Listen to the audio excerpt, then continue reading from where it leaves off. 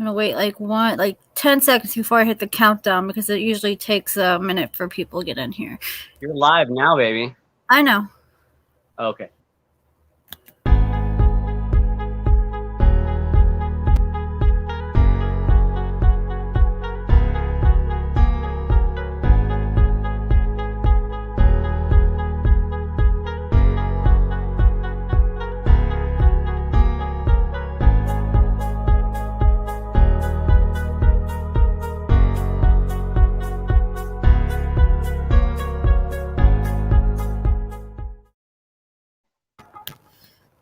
Hello, hello, hello.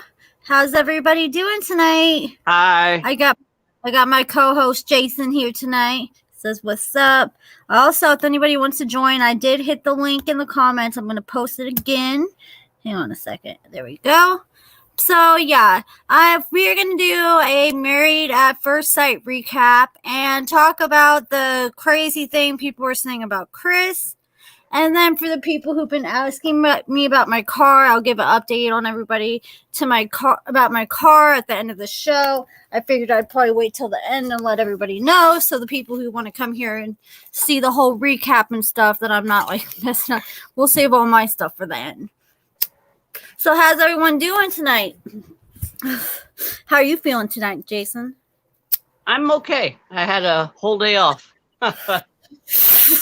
Yeah, we'll talk more about that later. But okay, so like I said, I dropped the link in the comments if anyone wants to join. But we're going to talk about Married at First Sight. I just started watching this show, but it's because I have a lot of subscribers who've been suggesting the show to me. I seen it a long time ago in other seasons, but I just now started following it. And oh my gosh, Chris and Paige, they're just a match made in hell, for real. They should not be together whatsoever. I feel so bad for Paige. So yesterday on the episode, we had Chris, being all weird, and he took Paige to the bathroom because he had to tell her something. He was telling the cameraman, I can't tell her. Like, I don't know if they pushed him to tell her or what, but he went to the bathroom and told her that his ex-girlfriend is pregnant with his baby. So then they went to marriage counseling, and when they went and saw Pastor Cal in marriage counseling, and they were trying to talk about it, and he came out and said that his ex was pregnant. He wanted to be with his ex and all that. So they usually, Pastor Cal gives people advice and stuff, but he just pretty much was like telling them, you guys need to go your separate ways. He felt so bad for Paige, gave her a hug and stuff. Yeah, he gave up quick. Yeah, and this is a really good, famous pastor, and he's usually really good for, help bring couples back together. But he just knew this whole thing was a lost cause. So what do you think of Chris? Do you like Chris? Chris is straight from the other side of 8 Mile. He's all in it to win it, but not for the woman, but for the money. Exactly. And so this is the big thing. So they went to the thing, and then after he went to the whole marriage counselor, told him, the counselor and Paige both, that he wanted to be with his ex who was pregnant with his baby. Supposedly. After Pastor Cal left, he whispered in her ear that, I'm afraid of falling in love with you, or I'm afraid I'm going to fall in love with you. So, hey, Amber, hope you're having a great night. Hey, Taylor. It's going. I'm just trying to stay positive. I don't know if you've followed my other thing, but I got my car stolen yesterday, so it's been a big mess. But I'm going to give everybody an update at the end of this video. So, but anyway, so now the thing is, and I feel like he's playing with her emotions. I feel like she's not going to leave him because she's got her eyes set on him. I think she thinks they're a match made in heaven. They matched us together for a reason. Yeah, she seems like she's ride or die, and he doesn't. Yeah. And so now this is the big shocking news. So Chris recently was seen in Mexico with his ex, and she was chug-a-lugging and partying all night long. And yes, ma'am, I'm sorry about that. Thank you. I appreciate that. But she was partying and all that, and people looked at her stomach, and she's not even pregnant. And So this is months into making, so she should be already had the baby or been at least no, second because they first trimester. said that she was pregnant in July, so there's no way she could have had the baby already. Yeah, So I mean, but she was shown.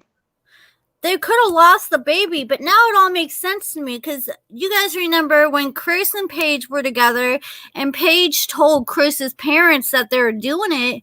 Chris got mad. That's so disrespectful. In my culture, we don't talk about, our life underneath the covers and stuff like that, especially to my parents.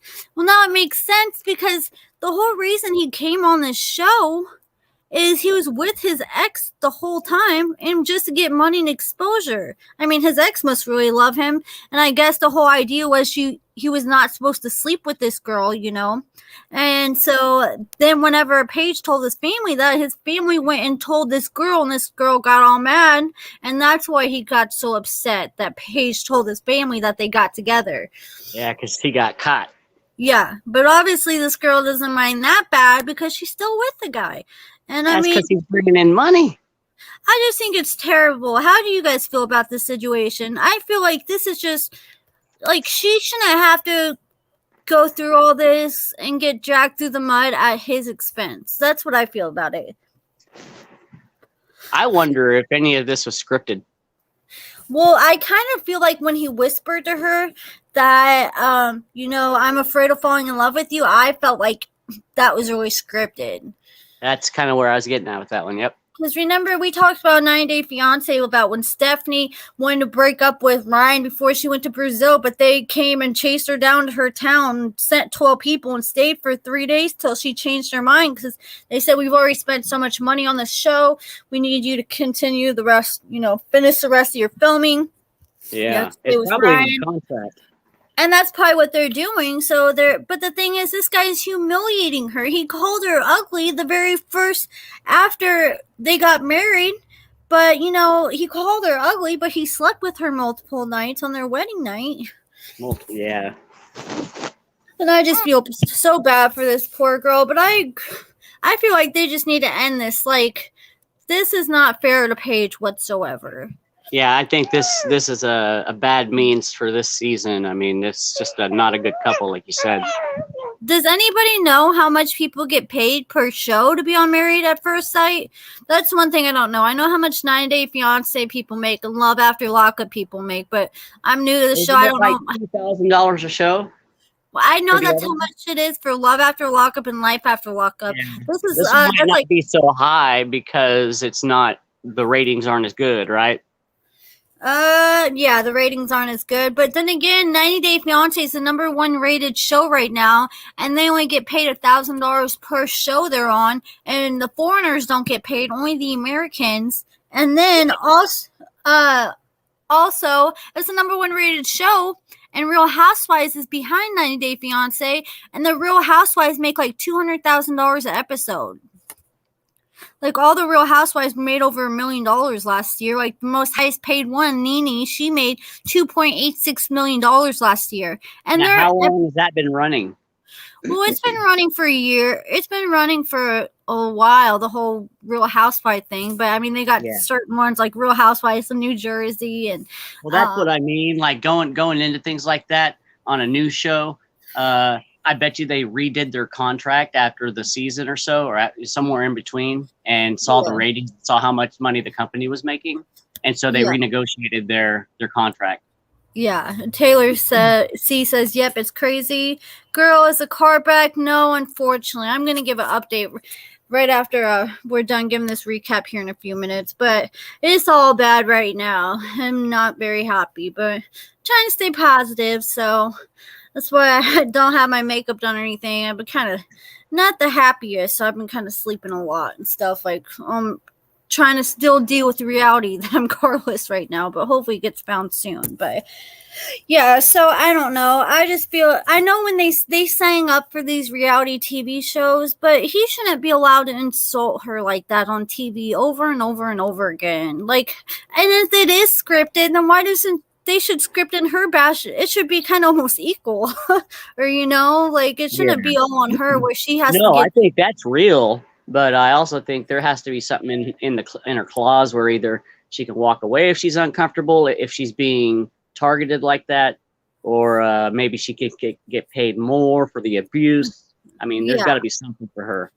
Yeah. But and so in real time, Chris and her did break up. I'm not sure if they're divorced or not. So it looks like they finally walked away from each other. So that's good.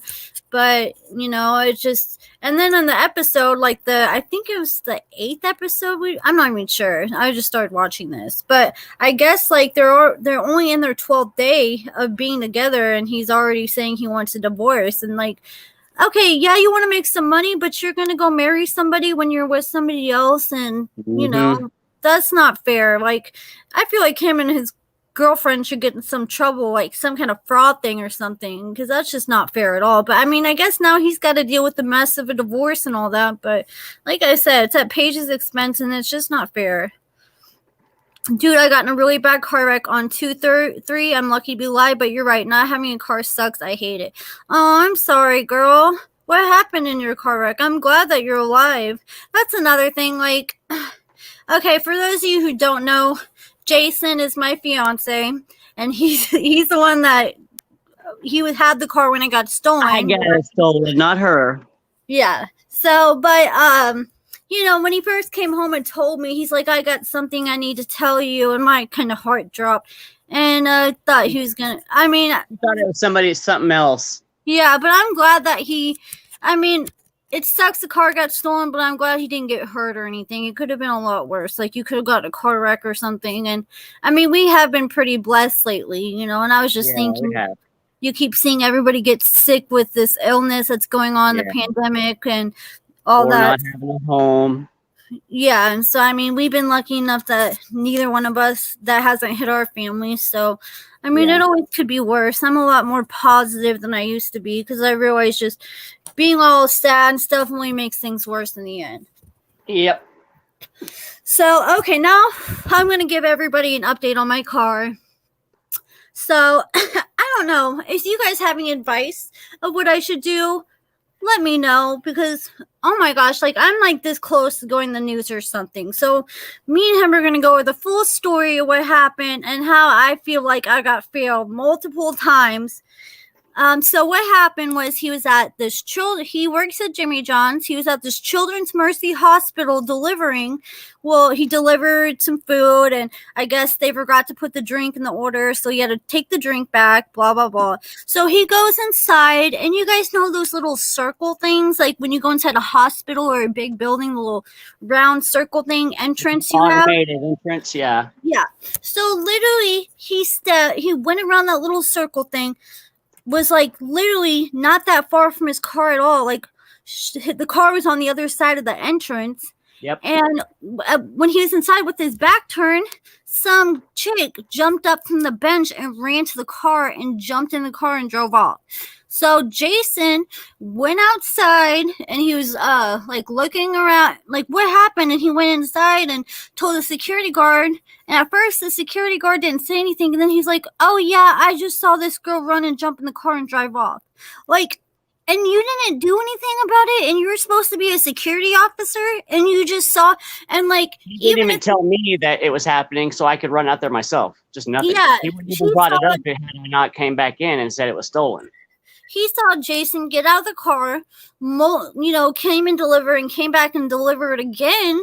And with his back turned, he could have said, look, dude, he knew that wasn't that girl's car. Look, that girl's getting in your car.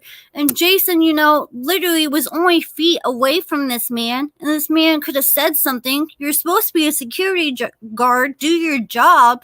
And Jason could have probably stopped her or did something.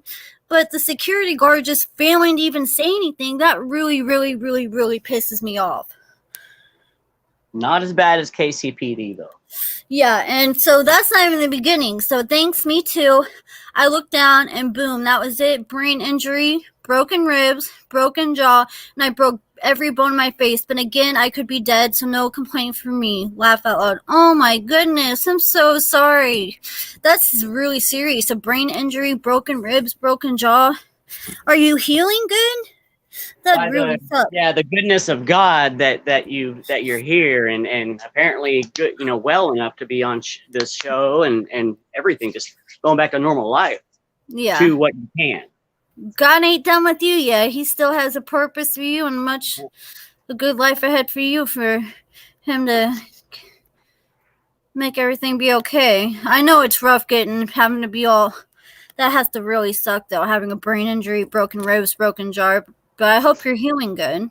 But yeah, so anyways, after the girl stole my car, she went up, she drove over 100 miles in it.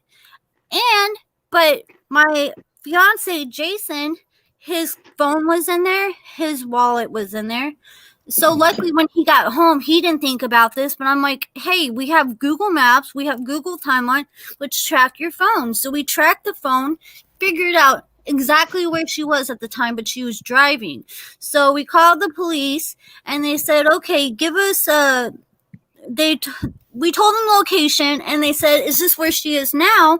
And I was like, I don't know. I can't get an update on the location because I'm on the phone with you guys, but I can get off the phone and call you right back because, you can't be on the internet on your phone at the same time. So I hung up.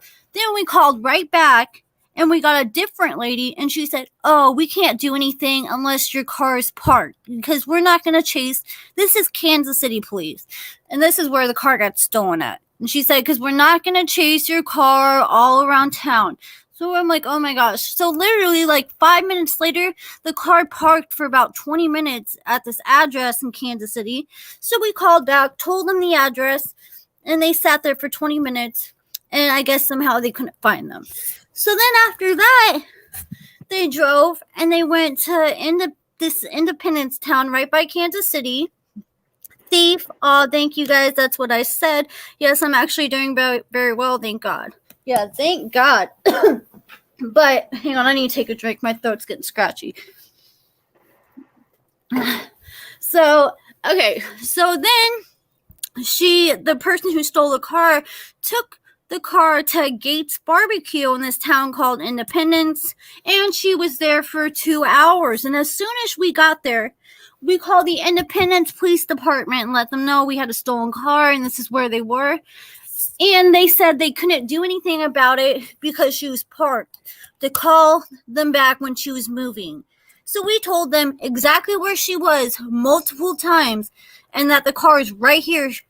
And we told them, and she was there for another 2 hours after that, and they refused to go find her because the car was not moving. I guess my guess in that is because they wanted her to be in the car so they could prove she stole it and get a Grand Theft Auto charge. But at that point, I don't even care. Now I'm going to press charges because she's really pissed me off. But, if they would have just got my car yesterday when it was there for 2 hours and we told them right when she got there, I would have been happy with that. I would have dealt with, I would have not really cared press and charge. Just give me my car back because she's not in it and you guys can't do anything. But then, so she left and she was in a 4-block radius. When she left that Gates Barbecue place, we called the police and said she's moving again. She's 4 blocks from the Gates Barbecue, parked behind this house, and it showed the exact address. We called them again and told them that, gave them an update, and they even called us back and said, where is she at now? And she was still at the same address. We told them, and she was in a 4-block radius between that Gates and this house 4 blocks away for 3-4 hours straight. And no cops got her. They failed to get her, which is freaking ridiculous. I feel so failed. I feel like the police have failed me because Kansas City police, oh, we're not going to chase her. She's moving. And then Independence police, they have completely different rules and say they can't chase her unless she is moving. So it's just, oh my gosh. I seriously want to just go to the news or something because I feel like the police have failed me and that security guard has failed me. But this is and so this is the icing on the cake. So she goes to this Walgreens and then she goes to this Walmart that's a couple buildings away from this Walgreens. And we called to apparently get some gas. Yeah. So she tried to go get some gas with his credit card, and the credit card declined because he turned it off. And so she went to this Walgreens, and she was at this Walgreens. We called the police and let her know that she was at Walgreens, and I guess they didn't get her then. So she left Walgreens and went to this Walmart that was 2 buildings away. We called the police and let them know that, okay, she just pulled up at Walgreens. It shows that we had the exact coordinates of where she was in Walmart. And they said they were going to let dispatch know, but obviously they didn't know because she went in there, tried to shop around and use his credit card some more, and they got denied. And then, so she didn't have no gas because she couldn't use his credit cards for gas. So she took Jason's $300 phone. And you guys know those ecosystem? Like, is that what it's called, Jason? Yeah, it's a cell phone kiosk. Yeah. So, you know, those, like in Walmart, how they have those little machines you can sell your cell phone in, and or if you have a phone that you can't even sell, you can put it in there to recycle, you know, because it's bad for the planet to just throw it in the trash and stuff. So anyways, she was parked at Walmart forever, even though we called the cops when she first got to Walmart. So like, we weren't hearing nothing back from the cops. I don't even think the cops even really tried Independence or Kansas City, even though we told them where they were at multiple times. So Jason, like I told you guys yesterday, I don't really have any friends, and Jason, luckily he got one of his friends to come pick him up, but this was after like 6 hours after it happened, but that's when she had just got to Walmart. So Jason went to Walmart to try to get the car back, and he got the exact coordinates of where she was in Walmart, went inside Walmart trying to find her because he had a description from the security guard officer, and she's easy to spot. She's got a short black bun and like what, lime green pants? Is that what you said? Yep, and pink and white purse. Not many people wear lime green pants, so she's gonna stick out like a sore thumb. But anyway, so Jason started ringing his phone in Walmart, trying to think that his phone will go off because she had it. Because when and it did, and it did. And guess where the phone was coming? The noise was coming from the cell phone machine. She sold his $300 phone. His phone was over $300 for $25 in one of those phone machines. Luckily, thank God, he was able to get the phone back. But now we can't no longer track her because that's the only way we were tracking her in the car. So it's just a big hot mess. So, but the thing is, I don't know if you guys have ever sold a phone in those things before, but when you sell a phone there, they take your picture, or no, you have to give their ID and it scans your ID. Then you have to have a picture and it has to match like somewhat the picture in the ID, you know, facial recognition. Yeah, facial recognition. That's the word. So it's not like you can use someone else's ID, because I remember I tried selling a phone on one of those, a broken phone, and I was too short and I lost some weight because I was really chubby in my jail, or not my jail picture, but my ID picture. But so I had to try like 4 or 5 times to get it to approve me, and it was the same person in the picture. But so now the detective went there this morning and they're able to get the ID the girl put in with the phone. So they're going to have her name and her address, and they're going to have a picture of her. Well, her picture from her ID and the picture from the phone kiosk. So it'll be all picture from Broadway. And they got her on camera at the hospital too. Did they get the footage for part of the case? The footage is there. Are they going to get footage from Walmart and from the gas station? That's entirely up to KCPD. I have no idea. Well, let's hope and pray. So, what's Taylor? See, cops are not smart. I'm sorry, I agree. They're not giving you correct information. Yes. And here's the thing. Me and Jason, we're carless right now. That was Jason's car. His motor went out, and that's an expensive thing to get fixed. So his car's been in the shop for a while, and it's probably going to be a little while before it's fixed. And that's the car that we were sharing together, and it got stolen. And so, and it got stolen. I'm trying to think of what the point I was going at with this. We're vehicleless with a premature baby. Yeah, and I mean, I got a 3-month-old that came like 5 weeks early, you know, and she's got a lot of doctor's appointment. It's just a big mess. It really sucks. And, you know, it even makes me more mad is I had a car seat in the back seat of the car, and this lady, she was at Children's Mercy on a bench when she stole the car. And I would have stole, first of all, I mean, like Taylor said, scumbag. She said, what a scumbag. That's how I feel. You got to be a scumbag to steal a car. But you got to be even a bigger scumbag to look in the back seat and see there's a a car seat for a little baby and still be okay with that. You're, taking the only means of transportation from a family, but I think that girl has to be doing something beyond something, because how paranoid she was, and just all of her behaviors.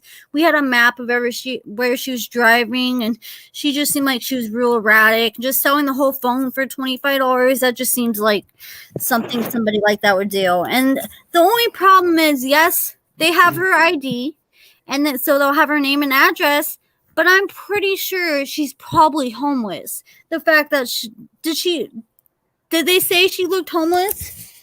No, she didn't look homeless. Oh, well, I mean, I don't know. She's probably couch hopping, which is homeless. Yeah, so I feel like she's going to be using my car to live in, probably. I mean, she's going to have some nerve to really be doing that when it's reported stolen. But when a car is reported stolen, does it go to, like, everywhere? So, like... Yeah, it goes to a national database, or at least a state database. Yeah, so just wait, girl. Who stole their CSR? Just wait, girl. Who stole their car? Car. Life gets worse. Let me tell you, she needs to watch herself. Her day will come, Amber. I know. Trust me, it sucks like really bad, but I can't cuss. But I know karma's a ish or bia. It's gonna. Nobody, whatever's done in the dark always comes to light. And, she's going to have her day where she's going to have to pay for what she did, But, yeah, do you have any other comments about the whole car thing, Jason? No, that's the update. There isn't any update from yesterday. I don't believe they're going to give us a call this weekend. I mean, it just takes, they do their procedures and it takes days, and I don't know why, but I mean, they just don't have enough police, and this is something that got brought to light is like, I look around nowadays and I'm in my 40s. This world has gone to heck in a handbasket, like compared to even the 80s and 90s. Now I know what my grandpa felt when he would always tell me this world has gotten bad. Yeah. It's gotten worse. Yeah.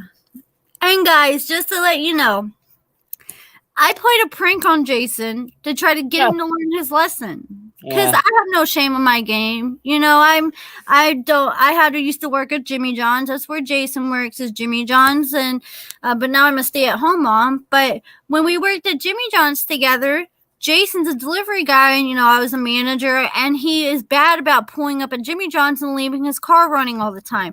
And I always used to tell him, Jason, stop doing that. But that's when he had his own car. So that's when we weren't sharing cars. So, I mean, I wasn't on him so much. But, I mean, so one day Jason ran inside, and I think I'm getting some orders or I think he might have been using the bathroom real quick. And I kept telling him, by the time somebody steals your car, you think you may be able to do something. But once they're in, what are you going to do? Chase them? Like, there's not much you can do once somebody's speeding off in your car, and we've seen firsthand that the police, when you call for a Grand Theft Auto, they don't want to act immediate like they should. You would think that they would for Grand Theft Auto, but you don't want to get this person off the road. But obviously, it wasn't that big of a deal to them, because Independence or Kansas City police didn't seem to take it seriously, even though we had exact addresses. They were there for hours. It's just, I don't know. I just feel like they fail me so much. I'm so angry with the whole situation. But anyways, so Jason was in the bathroom. And I went, and when he was in the bathroom, he wasn't listening to me about leaving his car running. So I jumped in his car and I pulled it around the building to hide it from him. So he would think someone stole it. When he came outside, he ran back in. Oh my God, somebody stole my car. I had my wallet and my phone. And he was saying, give me your phone, give me your phone. And he was freaking out. And, I didn't tell him immediately because I wanted to watch I wanted to watch it all unfold. So I just played dumb, like, oh my God, that's what you get, blah, blah, blah. He was freaking out. But before he called the police, I said, dude, I pulled it around the corner. It's just around the corner. I was trying to teach you a lesson, because you always act like you can do something if someone steals your car. But, that could have just been the real deal, and somebody could just stole your car. And what were you going to do about it? You see how fast it can happen. And I thought that would have taught him to make sure you don't ever leave your car running. The other day, I had to go to the gas station late at night where I'm at. It's really cold, and I almost wanted to leave the car running, but I can't allow myself to do that because I know how much we So need again, cars. it's not excusable, but like I work 2 shifts a day, so day and night. So I deliver about 70 deliveries a day, and that's really hard on your starter. And that's kind of what I got in the habit of leaving it on for, which is again no excuse. Yeah. Learn my lesson, but that's it wasn't because I'm just lazy. I was actually trying to look out for the life period of the vehicle. But yeah, I got a starter's a lot cheaper than buying a new car. Yeah. I mean, but we've notified the insurance in case she does get in a wreck, so we're not at fault for it. Liable, yeah. I'm just really hoping that the car comes up. I'm really hoping. I've never been in this situation in my life. I thought I had more faith in police, but oh my gosh, my faith has gotten so little now after seeing how they've handled this situation. And it doesn't look like, we're pretty sure we know where she lives because there's the same address she kept going to multiple times all day yesterday. And we told the police and stuff, but I mean, he had a ride, but his ride had to go home after his ride took him to Walmart to look, and he found his phone. But so, yeah, I'm just really, really hope. Guys, please pray for me and pray that my car comes back in one piece. It's not the best car in the world, but it's all I got right now, and I really need that. It's like you don't realize how important a car is until you go without one. And it's crazy because I went without a vehicle. I'm 28 years old, and I didn't even get a vehicle till 2 years ago. And I lived all my life walking and using the bus everywhere. But now when you get spoiled with a car all the time, when it's gone, you realize how much less you can do now. Convenience, yeah. How much of a convenience that was. Yeah. I mean, we are lucky. We live in a town where everything's not too far away. Like we have a Walmart. How far of a walk would you say that Walmart is? Oh, less than half a mile. No, it's not. It's probably about a 7-minute drive. I think it'd probably take about 30-40 minutes to walk there. Yeah. I don't think so. Maybe half that. 20-minute walk, about a 3-minute drive if you don't have a light. Yeah. Like, we're lucky. We live right off, a highway. So there's, we have a Burger King by us and a gas station across the street. I mean, and there's a Walmart. It's like a 30-40-minute walk. And it actually hasn't been that cold lately. So, I mean, another thing I want to look into is grocery delivery. Do any of you guys get grocery delivery? And how much do they charge for that? Because I was also thinking about that, Jason. We could try to do grocery delivery because I've heard from one person, but I don't know if they're all like this, that they don't charge you that much. Yeah, it's not. I don't know. We had somebody named Ray that worked with us, if you remember, and he did that after JJ's. Yeah, and he said he made really good money. Oh, doing grocery delivery? Yeah, but a lot of that has to do with the size of the order, and they give you a commission off of it. Yeah. And then, a lot of those people have problems with getting the wrong thing, too, I've heard. Yeah. And they do a lot of substituting and stuff, which, I mean, I wouldn't mind too much, but if you're going to substitute for something cheaper, give me the price difference. Yeah. I do mine on Walmart with my food stamps. Man, I'm so mad.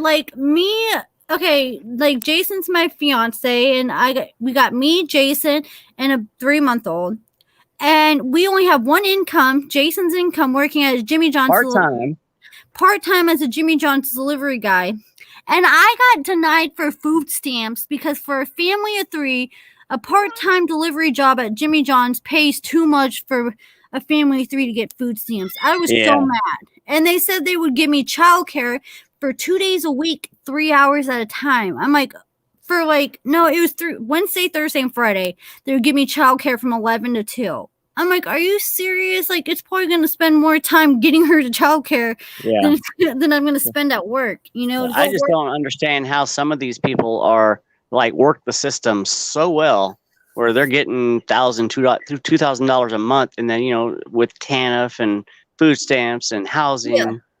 Yeah.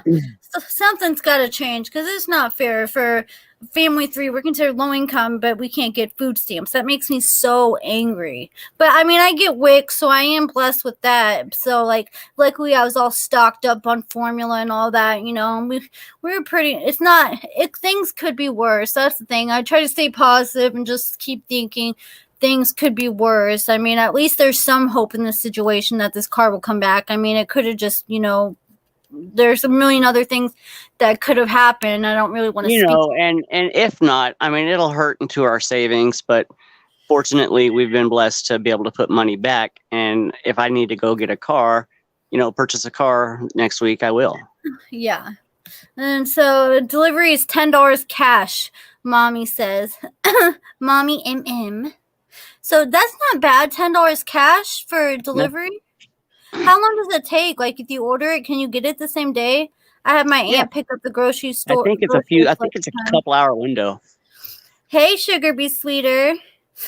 But yeah, I'm just talking about I did a Marriage at First Sight recap and talking about Chris and his ex not being pregnant. My car hasn't been found yet, but it's just a big mess. But like I said, I'm trying to be hopeful. Things could be worse, you know. So I appreciate you guys dealing with my rants. I think with this guy, Chris, they could have found a better suited contestant. Exactly. Like, they played the game and didn't get caught saying he's doing it for the money. I almost could believe that they may have even known about him and his girlfriend or something, and they figured it'd be perfect drama for the show. Yeah, I think that's the wrong way to go. Wrong but direction. That's another thing. That's, you know, trying to get this show and make money off this show, but it's at Paige's expense. And I know she signed up for this, but I mean, they're just dragging her through the mud, and I'm just tired of seeing her cry. It breaks my heart because that girl does not deserve that. She needs to find her a good man. The celebrity talk guy that he's interested in her, she needs to hit him up. That Max guy we're watching. Yeah. I've been making Jason watch like the celeb talk guy and all these shows with me, but he's being a trooper. Most guys aren't. Well, hopefully here pretty soon. Like I said, I have no problem getting you up and going, helping you and stuff. But hopefully I can open up mine. I'm into my own certain, you know, favorite things to talk about. So yeah, well, and that's the good thing, since Jason's not working right now because we don't have a vehicle. I'm forcing him to go live with me all the time. So tomorrow we're going to do a Life After Lockup recap after the show, right, Jason? What? This is the first time he's hearing about this, but you're down for that, right? What? See, you guys all heard it first, so now we got to hold him accountable if he tries chickening out on us. Yeah, you're gonna watch Life After Lockup with me tomorrow, whether you like it or not, and you're gonna do that's actually the favorite show out of the 3 that you make me watch. So yeah, I've been making him watch Married at First Sight and 90 Day Fiance and Love After Lockup and Tosh.0, but we can't really do commentary on Tosh.0, but I don't know.